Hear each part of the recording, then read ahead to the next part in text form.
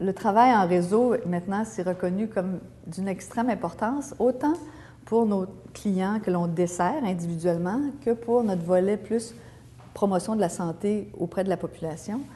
Et si on prend dans un premier temps cette dimension-là des clients que l'on soigne, particulièrement pour les clients qui ont des besoins ou qui ont des problèmes de santé complexes, c'est vraiment quelque chose le travail en réseau est vraiment d'une grande importance et on l'a vu de plus en plus, on le voit, puisque l'interdisciplinarité, ça nous a démontré comment il y a une valeur ajoutée à tout ça et comment nos clients en sortent gagnants. Et je trouve que le plus bel exemple, c'est l'infirmière de gestion de cas complexes dans la région de Québec. On appelle ça le projet Alliance. C'est un projet qu'il y a aussi dans d'autres régions du Québec, où essentiellement, un client qui a une maladie chronique, une ou plusieurs, associés à différents problèmes de santé et qui, on constate qu'il est un grand consommateur dans le réseau de la santé, ces clients-là, lorsqu'on met avec eux une infirmière qui met ensemble tous les partenaires du réseau pour mieux arrimer leur action et faire en sorte qu'on répond mieux ensemble aux besoins du client, non seulement ça aide ce client-là dans la réponse à ses besoins, mais aussi ça a un impact sur le réseau puisqu'il y a une meilleure utilisation des ressources. Alors, c'est vraiment pour ces clients-là quelque chose de très, très valable. Et ça nous a démontré l'importance d'être mieux arrimés pour des clients dont les besoins sont complexes. D'un côté plus populationnel, je dirais, bien, le travail en réseau local, c'est devenu extrêmement important puisque lorsqu'on aborde tout le volet de notre responsabilité à l'égard de la promotion et de la santé, du bien-être de la population, bien nous, dans un grand territoire comme le nôtre, au C3S de Québec-Nord, on a 300 000 de population, mais répartis sur un grand territoire de 8 800 km². Alors, parce que c'est toute la banlieue nord de Québec. Bien sûr, on ne pourrait jamais penser rejoindre ces centaines de milliers de clients-là. Et pour nous, le travail en réseau, c'est la possibilité d'avoir des centaines de satellites partout dans la communauté pour rejoindre nos clients et participer à nos stratégies de promotion de la santé. Alors, et dans ce sens-là, pour nous, le travail en réseau, sur l'aspect de la promotion de la santé, c'est très, très important. C'est devenu pour nous, des multiplicateurs, vraiment. Alors, c'est très, très important et très intéressant.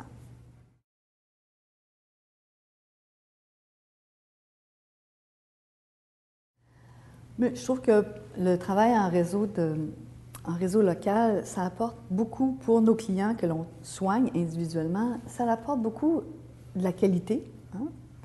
De la continuité, ça c'est certain, et beaucoup de cohérence aussi.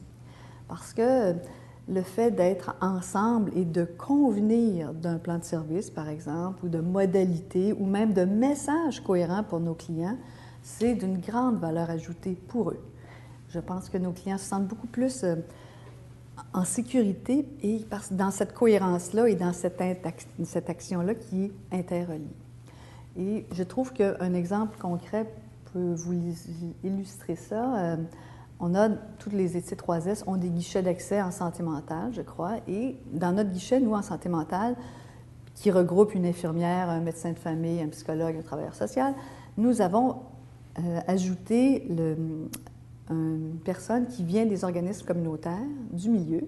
Et cette personne-là, on la rémunère pour sa présence chez nous parce qu'on reconnaît sa contribution à notre vision de ce qu'on peut offrir à ce client-là qui nous est référé au guichet d'accès.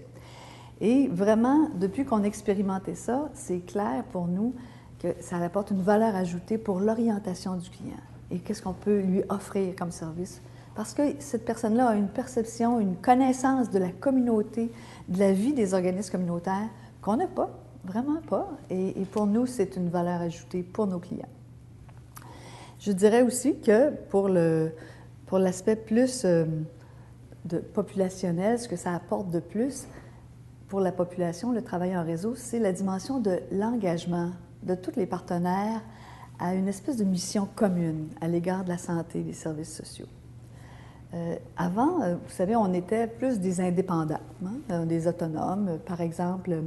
Et le plus bel exemple, je trouve que depuis quelque temps, ce qu'on vit, c'est que nous avons introduit une pharmacienne réseau chez nous. Alors, c'est une pharmacienne qui, pendant 3 jours semaine, se préoccupe essentiellement des relations entre les pharmaciens, nos omnipraticiens et les gens qui travaillent dans nos CLSC. Et parce qu'on a la conviction que par le passé, si ces gens-là, les centaines de pharmaciens dans la communauté étaient considérés comme des autonomes, des travailleurs autonomes, nous, on veut qu'ils fassent partie de notre réseau. Et on est convaincu qu'avec eux, on est capable de beaucoup mieux soigner. Et l'an dernier, elle en a fait une première approche concrète avec eux, où elle a introduit l'idée que, vous savez, on a beaucoup de clients qui ont de la vitamine B12 sur une base d'injection intramusculaire.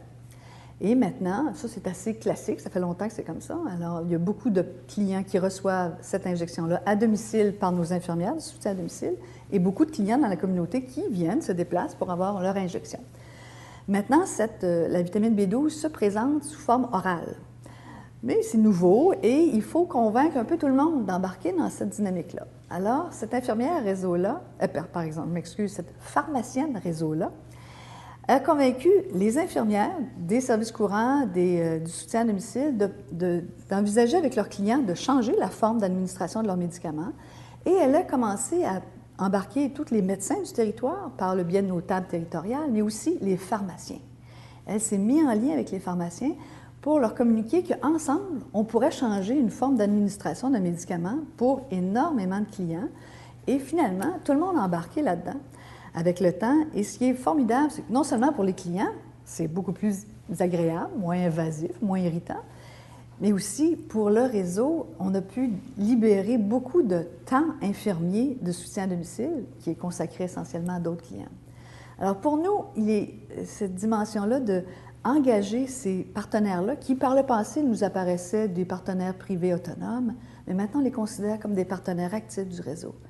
Et cette expérience-là leur a démontré qu'avec nous, on pouvait soigner la population de façon différente, plus agréable, plus économique, et c'est comme un pas pour aller les rechercher, pour ensuite faire autre chose avec eux.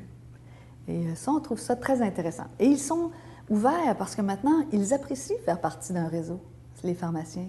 Et je crois que cette ouverture-là et avoir un lien avec eux, maintenant, surtout avec les ordonnances collectives que le ministère veut mettre en place, quand il y a ça fait un relais pour les pharmaciens dans la communauté, d'avoir quelqu'un avec qui exprimer leurs commentaires, manifester ce qui va bien, ce qui ne va pas bien, pour améliorer le service à la population.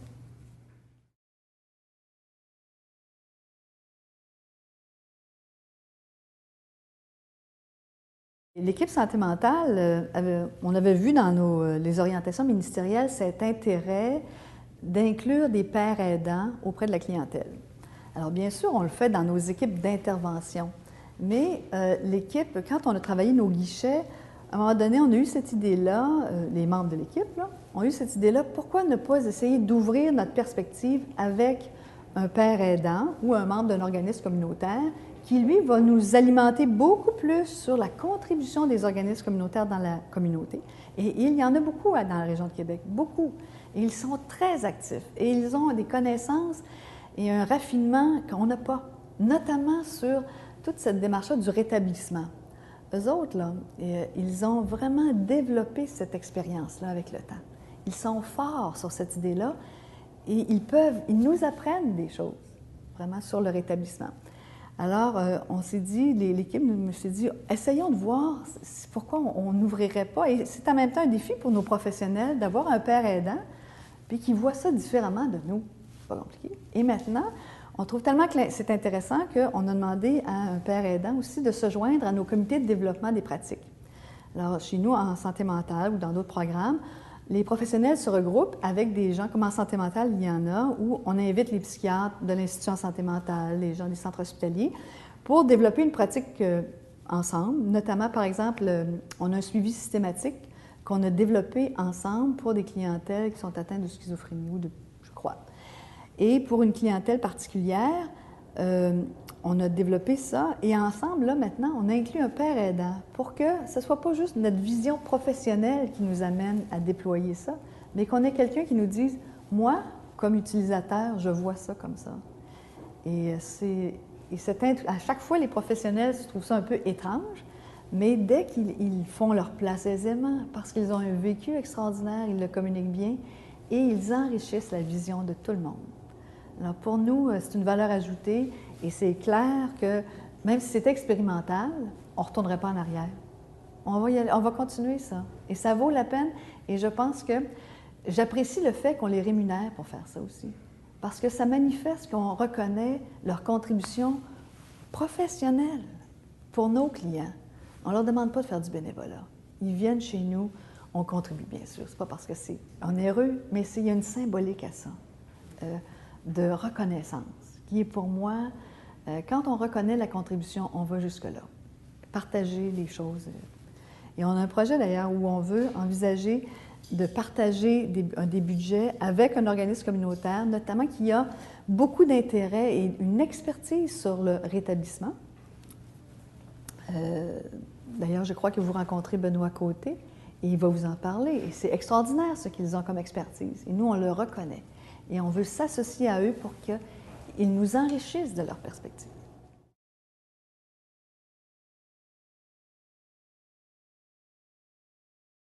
En fait, c'est une idée de nos pharmaciens et qu'on a trouvé géniale. C'est que les pharmaciens nous disaient que nous, on a une très petite équipe de pharmaciens et on a eu une espèce d'engagement ensemble où on leur a toujours dit « aidez-nous ». Moi, je leur disais « aidez-nous à faire des économies sur la gestion des médicaments et nous allons prendre toujours une grande partie de ces économies-là pour les réinvestir dans l'amélioration de nos services de pharmacie, dans l'établissement et dans la communauté. » Ce qu'ils ont fait et ce qu'on a respecté aussi. Ce qui fait que l'équipe de pharmaciens s'est agrandie et nous, alors les pharmaciens, à un moment donné, nous ont dit « bon, c'est beau d'être dans l'établissement, là, mais il faudrait rayonner dans la communauté. » Et on a dit « oui, c'est notre responsabilité, mais comment faire avec tous ces pharmaciens autonomes, compétiteurs entre eux? » Et ils ont eu cette idée-là de créer un poste où on pouvait dégager une pharmacienne qui était toute qui fait un travail deux jours et demi sur nos programmes de toute santé publique. Là, vous savez, le programme Marche, tout ça là, pour nos clients, là, où on a besoin d'un pharmacien. Et de consacrer l'autre partie de la semaine à créer des relations. Et ça a été vraiment exploratoire. Ils ont fait un groupe Facebook des pharmaciens, elle les regroupe, il y a une table maintenant régionale, c'est-à-dire territoriale, pas régionale, des pharmaciens. Et on en parle à droite, et on a fait cette expérience-là avec la vitamine B12, c'en est une.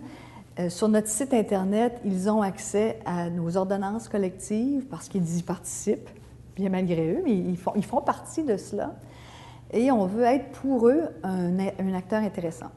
Et à chaque fois qu'on a eu des cas particuliers, par exemple en soins palliatifs, où il y avait des médications complexes, des choses particulières, la pharmacienne réseau est un point de ralliement. Et maintenant que son nom est connu, hein, c'est une jeune fille très dynamique, très accessible, son nom est connu, et là, les gens des CLSC font appel à elle pour qu'elle intervienne parfois auprès d'eux, pour qu'elle parle d'un pharmacien à un pharmacien, pour nous aider à résoudre certaines problématiques. Et le pharmacien, bien là, ça lui fait un lien. Et de la même façon, les pharmaciens qu'on la contacte. Vous savez, ça fait juste 1 an. Hein? Alors, c'est vraiment au début, mais pour nous, on y voit de l'avenir.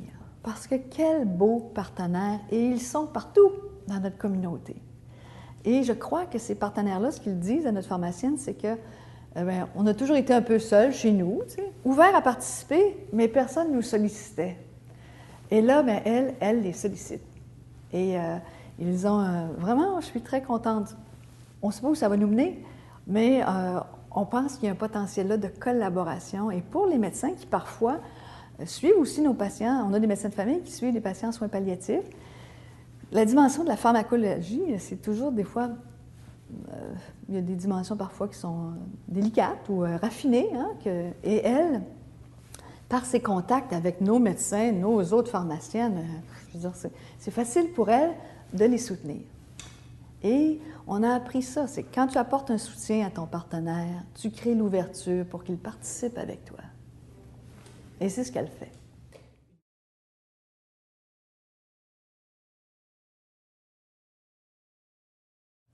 Pour nos clients que l'on dessert sur une base individuelle, je trouve que le défi est de constamment arrimer nos méthodes de travail avec nos partenaires pour mieux soigner et mieux desservir un client. Et autant au début, il y a quelques années, on voyait la collaboration comme étant quelque chose d'assez naturel, de mécanismes de référence, tout ça. C'était pas très exigeant. Mais avec le temps et cette dimension-là de partenariat avec nos collaborateurs, c'est devenu beaucoup plus engageant, si je veux dire. Et notre défi, c'est de constamment s'arrimer avec eux parce que maintenant, on veut non seulement que nos méthodes de travail correspondent bien aux leurs, mais qu'en même temps, on voit, par exemple, des priorités et des listes d'attente de la même façon pour mieux desservir nos clients. Donc là, il faut changer on met nos listes d'attente en commun, on met nos priorités, nos façons de faire. C'est beaucoup plus exigeant. Et on l'a vu depuis 2 ans, les C3S et les hôpitaux dans la région de Québec ne sont pas fusionnés et ils sont dans une dynamique régionale particulière puisqu'il y a plusieurs hôpitaux, 2 C3S. Et ça nous amène à organiser nos façons de travailler pour faire en sorte que, particulièrement dans le secteur de nos personnes âgées qui sont dans l'hôpital et qui ne doivent plus y séjourner, qu'on puisse les retirer de là et les amener ailleurs. Mais alors, on a créé les travailleuses sociales réseau, qui sont nos travailleuses sociales qui vont dans les hôpitaux de courte durée. Et cette façon de faire-là est non seulement exigeante pour tout le monde, mais elle a amené toutes sortes de façons de faire, des redditions de comptes, vraiment, on ne pensait pas qu'il fallait tant s'arrimer. Et vraiment, ça nous ajuste toujours, nous, dans nos méthodes. Il faut changer de track, façon de faire. Et eux aussi.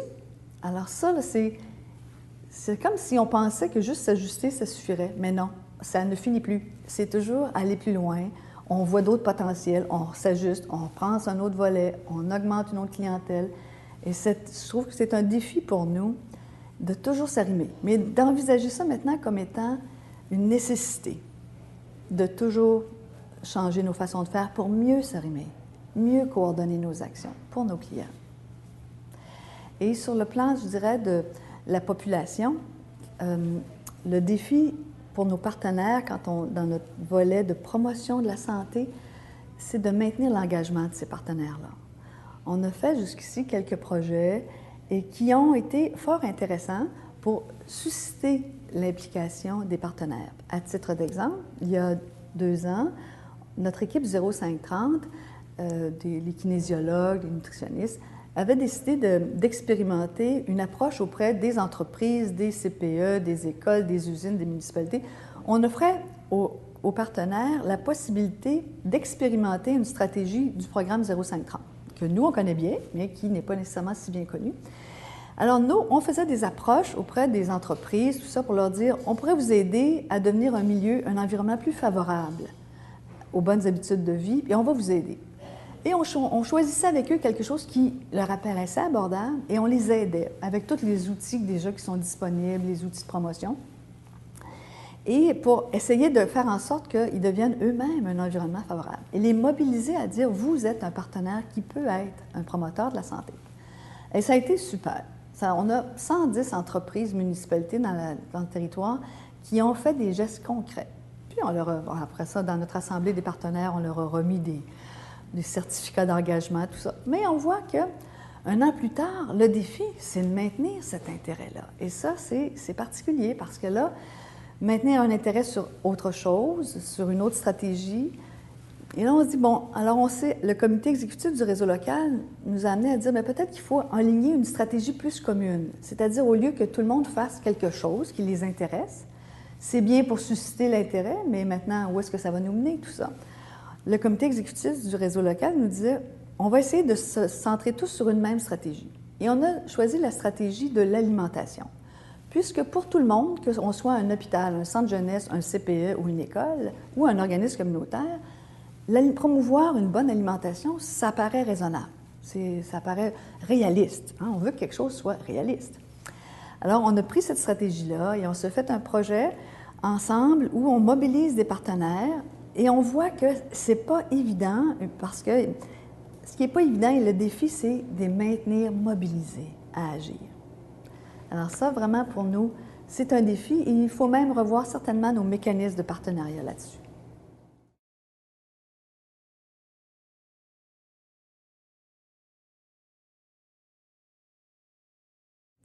Alors, les travailleurs sociaux réseau ont été mis en place dans la perspective qu'on avait la conviction que les gens qui travaillaient dans les hôpitaux avaient une vision de nos clients, mais ne pouvaient pas avoir la vision de tous les services dans la communauté qui étaient disponibles, puisque c'était naturel. Ils ne travaillent pas dans la communauté et ils ont affaire à une multitude de communautés lorsqu'ils sont à l'hôpital. Alors l'idée, c'était d'amener nos travailleurs sociaux, de travailler avec eux pour que lorsqu'on parle du client qu'on doit ramener dans la communauté, qu'on ait cette perspective-là du travailleur social, de savoir, lorsqu'il sait, lui, ce qui se passe dans la communauté, comment on peut s'organiser, parce que connaissant, lui, toutes nos possibilités, hein, c'est notre champ d'expertise, de vivre dans la communauté avec nos familles, dans les résidences privées, avec les organismes communautaires, c'est que cet enrichissement-là de sa connaissance faisait en sorte on augmentait notre potentiel pour mieux organiser des services pour nos clients lorsqu'ils sortent à domicile. Et si les travailleurs sociaux réseau travaillent dans les urgences et aussi sur les unités de soins. Parce qu'à l'urgence, on a vu qu'il y avait une valeur ajoutée. Souvent, les clients n'ont pas besoin d'être hospitalisés, mais sont toujours, c'est précaire, c'est une situation délicate, des milieux vulnérables. Et le fait de cette connaissance-là du réseau nous apporte comme d'autres perspectives. Et nos collègues des milieux hospitaliers ont vu vraiment une valeur ajoutée à ça. Et bien sûr, ça a été exigeant comme arrimage, mais c'est pas grave. L'important, c'est que ça marche et ça apporte vraiment une contribution. Et quand on ressort, nous aussi, on a vu une contribution intéressante parce que pour nos clients, lorsque la travailleuse sociale réseau du C3S est venue comme mettre son niveau de connaissance et d'organisation, lorsque notre client sortait à domicile, c'était beaucoup moins à risque. Parce que là, on avait pris soin davantage selon nos possibilités et nos limites de la façon dont on pouvait voir. Ce qui fait qu'on avait un soutien à domicile qui était plus stable et moins à risque. Parce que ce qu'on souhaite tous, c'est que nos clients ne reviennent pas constamment à l'hôpital. C'est très éprouvant pour nos clients et puis ça l'affaiblit toujours. C'est comme un signe qu'on s'organise mal dans ce temps-là. Alors, c'est vraiment ce qu'on a voulu faire avec ça. Moi, ma compréhension, c'est que le travailleur social évalue le client avec les gens de l'urgence et il le regarde chez nous si ce client-là est connu dans un de nos territoires de CLSC. Il prend contact parfois avec la travailleuse sociale ou l'infirmière qui connaît bien le client parce qu'il a vu dans son dossier qui s'occupe de ce client-là et essaie de voir, bon, c'est quoi ta compréhension? Est-ce qu'on pourrait faire ceci, cela, etc. Il examine les possibilités. Il prend cette information-là, le ramène à l'équipe de l'urgence. Voici ce qu'on pourrait faire selon ce que nous connaissons du client ou pas. Parfois, il n'est pas du tout connu, et etc. Et ce qui nous a amené aussi à travailler beaucoup plus avec les résidences privées. Parce que dans la région de Québec, on a énormément de résidences privées. Et par le passé, nos collègues des hôpitaux nous disaient que les résidences privées, souvent, ont un niveau de connaissance limité par rapport aux besoins des clients. Et dès qu'il y a des situations qui deviennent fragiles, ils amènent les clients à l'hôpital. Et ça, c'était vraiment, pour eux, très irritant. Alors, on a créé, là, puis c'était plus sur les questions à ce moment-là de santé, hein, parce que dans une résidence privée, il y a un certain encadrement, là, vous savez. Mais alors, là, on a fait autrement. On s'est dit, bon, il faut absolument donner un moyen à nos résidences privées, parce que dans le fond, ils ne font pas ça pour mal faire. Ils font ça parce qu'ils se sentent limités. Alors, on a créé une infirmière pivot dédiée aux résidences privées, qui connaît les résidences privées et qui est connue d'elle. Et le mot de passe, le mot d'ordre maintenant, c'est lorsque vous avez un problème avec un client qui se désorganise ou qui va mal, avant même de l'envoyer à l'hôpital, vous nous appelez. On va aller vous voir. On va voir qu'est-ce qu'on pourrait faire. Si c'est vraiment pertinent, bien sûr qu'on va l'envoyer. Mais nos collègues des hôpitaux ont manifesté clairement que ça avait beaucoup diminué. Surtout l'histoire des fins de semaine, c'était plus difficile. Et là, on va les voir, il y a une relation de confiance qui se crée, on leur dit voici ce qu'on peut faire, on met du monde pour les aider temporairement pour voir si la situation peut se calmer, on organise autrement, on se mobilise pour au moins que le client n'aille pas à l'urgence pouvoir sortir aussi vite, mais encore moins, je veux dire, troublé par cette expérience-là, affaibli, etc., etc. Alors, on essaie d'améliorer la pertinence, mais ce qu'on voit, c'est que plus on soutient le partenaire avec l'expertise qu'on a, l'infirmière pour les résidences privées, les travailleuses sociales réseau pour le volet de nos collègues en milieu hospitalier, quand on apporte notre soutien, ça fait une différence.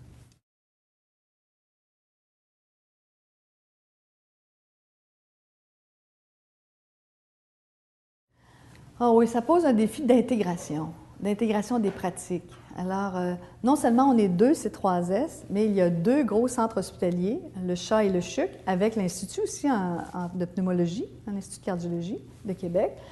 Alors, ça nous fait des partenaires qui sont des grands partenaires, qui ont leurs pratiques, leurs missions, toutes leurs dimensions, et en même temps, nous deux, C3S, à s'arrimer. Alors, ça nous amène beaucoup à convenir ensemble de ce qui est le mieux. Parce que ça vient toujours aussi jouer sur nos priorités. Parce qu'ils ont des priorités, nous avons aussi les nôtres.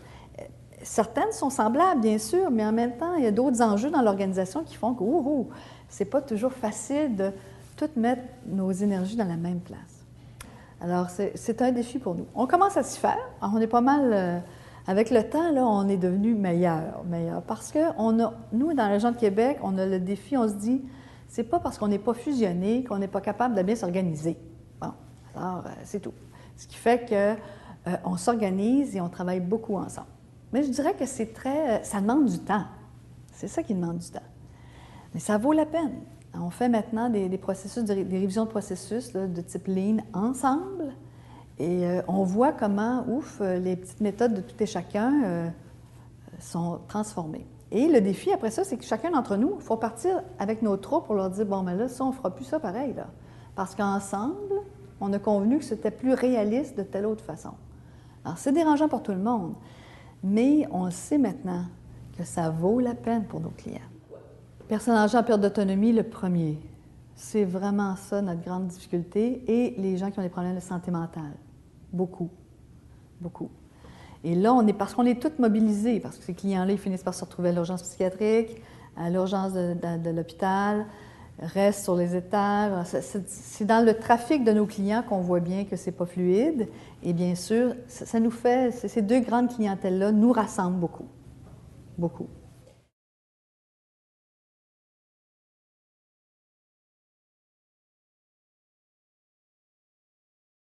Nous sommes vraiment dans un milieu urbain ici et le défi, c'est beaucoup une question de frontières, un peu. Hein? Dans la région de Québec, il y a énormément d'organismes communautaires. Certains ont des vocations locales, certains ont des vocations beaucoup plus Québec métro, c'est normal. Et c'est un défi de s'arrimer avec les deux. Et on a aussi beaucoup de partenaires qui sont régionaux. Alors, et la Ville de Québec fait en sorte qu'elle est divisée un peu d'est en ouest, si on veut, par le boulevard de la capitale. Alors, au nord, il y a le C3S de Québec-Nord et au sud, le C3S Baie-Capitale. C'est sûr que pour les citoyens, le boulevard qui fait la division, c'est assez virtuel. Hein? On ne peut pas dire que c'est une division qui fait du sens, là, mais c'est ainsi. Et ce qui fait que notre défi, c'est de s'arrimer pour ne pas faire en sorte que les partenaires régionaux, qu'ils soient des établissements comme les hôpitaux ou des organismes communautaires à vocation régionale, se retrouvent toujours sur des mécanismes de concertation en double, autant chez Baie-Capitale que chez nous. Alors ça a été, dès le début des projets cliniques, au début là, de la formation des réseaux locaux, ça a été un défi. Parce que nos partenaires régionaux nous disaient « réunissez-nous pas deux fois alors qu'on va être ensemble, puis il faut que de toute façon, Québec-Nord et Baie-Capitale soient assez arrimés pour que notre vie soit plus simple, nous, au niveau régional. » Alors ça a été, c'est une dynamique. Et de toute façon, dans la région de Québec, on a une dynamique régionale très forte. Alors, il y a beaucoup de mécanismes qui nous réunissent tous ensemble, puisque tout le monde a déjà convenu que Québec Métro, c'est quand même assez... C'est populeux, mais c'est quand même concentré. Alors, ce qui fait que ça, c'est un défi pour nous. Et en même temps, on a plusieurs, nous, comme le territoire est très étendu, on a plusieurs organismes locaux qui, eux, ne sont nullement intéressés aux dynamiques régionales, mais beaucoup plus à leur dynamique locale. On pense tout le territoire de Sainte-Anne-de-Beaupré ou le Nord, Loretteville, ou des petits organismes. Alors, c'est un défi pour nous de s'ajuster, mais on aime ça. Ça fait partie de notre vie, cette dynamique-là. Alors, les organismes locaux, on s'en occupe de façon plus locale. On participe au niveau régional davantage pour ce qui est plus de ceux qui ont une vocation régionale, parce que ça fait du sens pour tout le monde. Alors, c'est un défi, mais on le vit bien.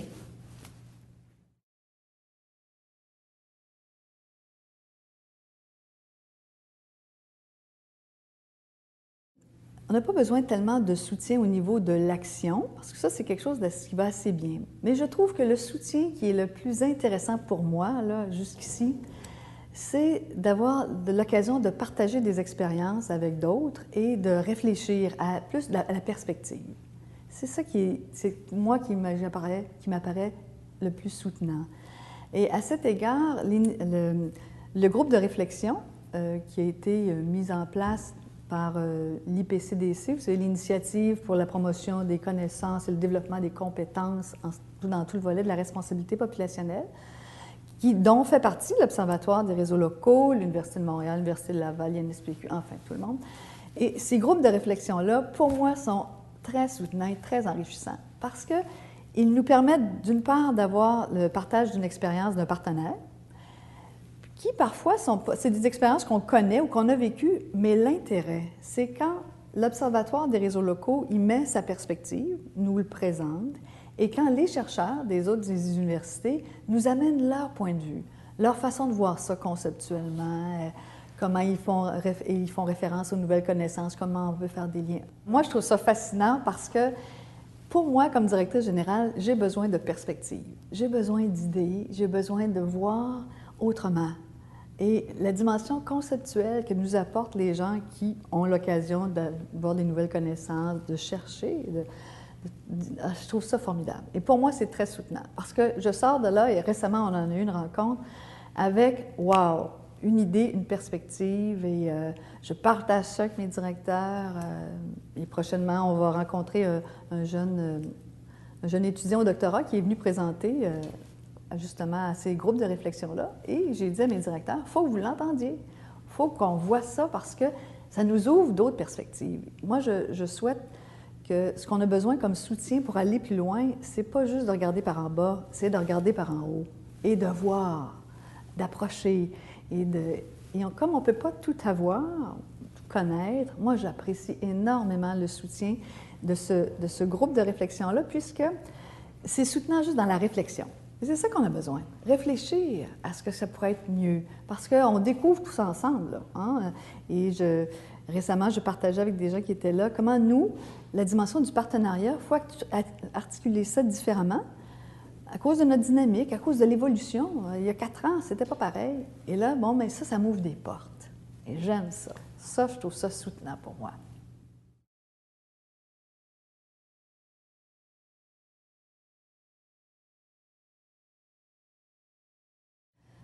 Je pense que ce qui a changé fondamentalement, c'est notre perception des frontières. Avant, on avait l'impression qu'on travaillait bien avec nos clients et nos partenaires dans notre CLSC, dans nos frontières. Maintenant, ce qui a changé, c'est que ces frontières-là, elles n'existent plus. Et on se sent responsable de nos clients dans l'offre des services qu'on leur donne, bien sûr, mais aussi, puisqu'on est responsable de l'accès aux services des autres services pour nos clients, c'est comme pour nous si les frontières du CLSC, elles sont tombées. Elles sont maintenant les frontières du réseau, de tout le réseau. Et ça, c'est quelque chose qui, je croyais au début, pourrait être simplement porté par le volet plus des directeurs, tout ça. Mais non, on voit, je l'ai constaté, comment le personnel, les professionnels sont préoccupés par ça. Et je vous donne un exemple concret. Il y a 1 an, je crois, 1 an ou 2, on avait une difficulté sur une partie de notre territoire concernant l'accès aux services de 2e ligne dans un secteur donné. Et vraiment, c'était une évaluation en 2e ligne que nos clients avaient besoin, mais pour lequel des difficultés dans l'organisation des services médicaux faisaient que nos clients d'un territoire, d'une portion du territoire, n'avaient pas accès. C'était extrêmement irritant pour les médecins de famille et nos professionnels qui avaient en première ligne ces clients-là. Et parce qu'ils se disaient, bien, maintenant qu'on est responsable de ça, il faut faire quelque chose, et ils se sont mis à manifester à leurs responsables et tout ça, au comité dans lequel ils travaillent, que c'était inacceptable que nos clients d'un territoire n'aient pas accès. Finalement, c'est rapidement monté au niveau du comité de vigilance et de la qualité des services qui a été saisi par les professionnels de cette problématique-là qui suscitait des inquiétudes pour eux, et il leur disait, il faut qu'on fasse quelque chose puisqu'on en est responsable. Le comité de vigilance a monté cette préoccupation-là au conseil d'administration, qui, lui, en a saisi le conseil d'administration de l'autre établissement concerné, un établissement de 2e ligne. Et cet établissement-là a très bien reçu notre préoccupation et a travaillé vraiment à améliorer cette situation-là. Et ça s'est amélioré dans l'année qui a suivi de façon considérable. Ce qui a donné un message concret à notre personnel et aux médecins de famille que maintenant, on est légitimé de se préoccuper de l'accès aux services de deuxième ligne pour nos clients, mais en même temps, non seulement on est légitimé, mais ça porte fruit. Ça monte dans l'organisation, ça donne des résultats, et pour nos clients, ça a été vraiment non seulement plaisant, mais ça a donné beaucoup de crédibilité au travail en réseau pour les médecins de famille de ce territoire-là et nos professionnels. Parce que les gens disaient, hey, c'est vrai, ça marche. On leur a dit, ils ont fait quelque chose et c'est mieux pour nos clients. C'est super. Ça, vraiment, ça a matérialisé le fait qu'il n'y en a plus de frontières.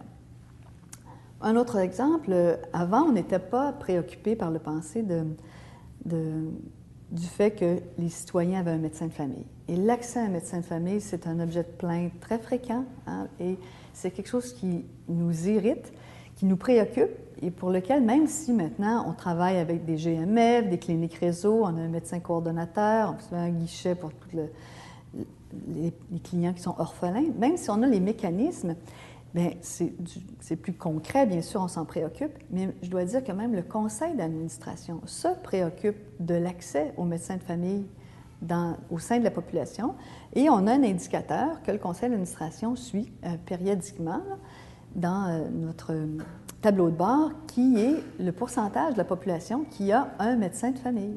Alors, c'est pour eux quelque chose de significatif, ce qui n'était pas le cas par le passé. Alors, on voit que les frontières, il n'y en a plus. Et ça, c'est très intéressant, cette dimension-là.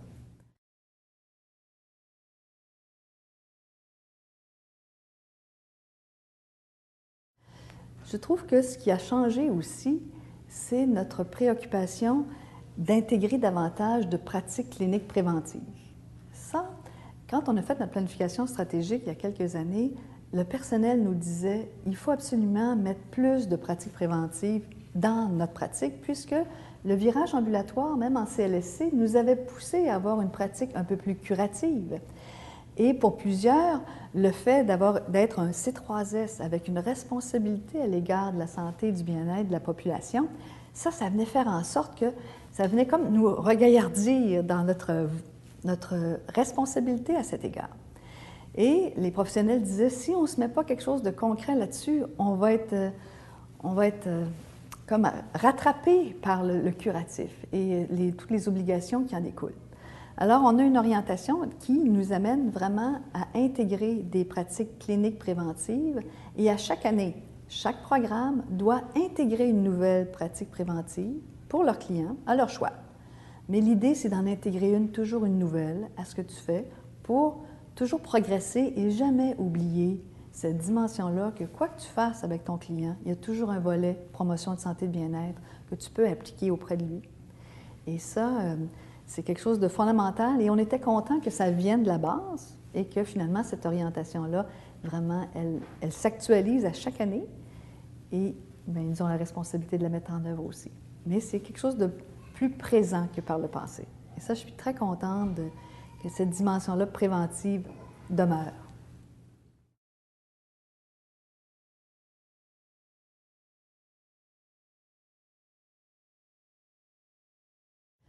Il est vrai qu'avec les citoyens, c'est un domaine qui est resté assez restreint. Surtout que nous, on est dans une population on a plusieurs municipalités, une vingtaine de municipalités. Et un des volets où on a pu améliorer cette dimension-là, c'est que dans notre comité des usagers, il y a des représentants population, alors que par le passé, il n'y avait que des représentants pour les comités des résidents. Et maintenant, on a ouvert et on a intégré à ce comité-là une division population où on a demandé des personnes volontaires dans chacun des programmes, famille, enfants, jeunesse, santé mentale, soutien à domicile. C'est fragile, toutefois, je dois dire, parce que les clients, il faut les garder mobilisés à ça. Alors, il faut leur apporter du contenu, les solliciter. Mais en même temps, on souhaite avoir cette opinion-là. Alors, ils participent à la dimension sondage auprès de la population, ils donnent des commentaires. Alors, c'est un premier pas. Dans la communauté, jusqu'ici, on est allé plus dans les municipalités où on s'est intégré à des groupes de citoyens, comme par exemple tout le volet villes et villages en santé, ou dans la région de Québec, par exemple à Charlebourg, il y a la ville, l'arrondissement est désigné Ville amie des aînés.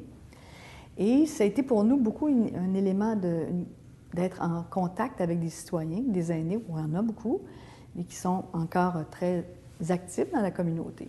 Alors, on s'intègre à eux par le biais de nos organisateurs communautaires, par exemple.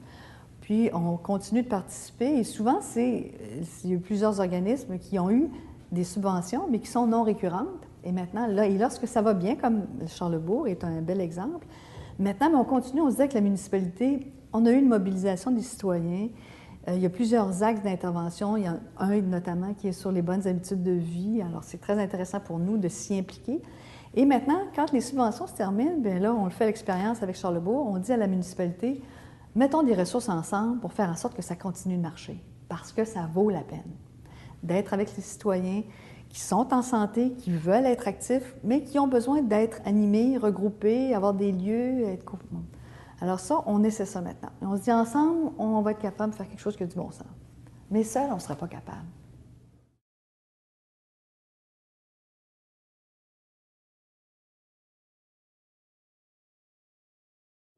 3, 4 défis. Je dirais le maintien des liens du partenariat, là, ça, c'est quelque chose qui est un défi à maintenir, à agrandir et à consolider toujours. Parce que la force de notre réseau local est dans ces liens de partenariat. Et ça, on n'a pas fini d'explorer ça, d'explorer notre leadership dans le réseau local, le potentiel pour la population et aussi pour nos clients que l'on dessert dans des secteurs particuliers. Alors ça, pour nous, c'est vraiment, il y a un défi là d'explorer et d'articuler davantage notre partenariat. Je pense qu'on a un défi de démontrer la performance de nos liens. Ça, c'est un défi pour nous. Il faut qu'un jour, ça finisse par paraître, ça. Et moi, je crois qu'on n'est pas très habitué à mesurer ces dimensions-là, mais éventuellement, les efforts de partenariat, il faut que ça paraisse. Je crois que nos clients qui vivent des expériences où ils sont bien interreliés dans des réseaux le manifestent. Par exemple, les infirmières pivots en oncologie manifestent tellement comment ça fait une différence d'avoir quelqu'un qui travaille dans le réseau avec eux. Mais je pense qu'il faut, ça c'est un défi pour nous, de démontrer la force de cet investissement-là, comment c'est pertinent. Certainement.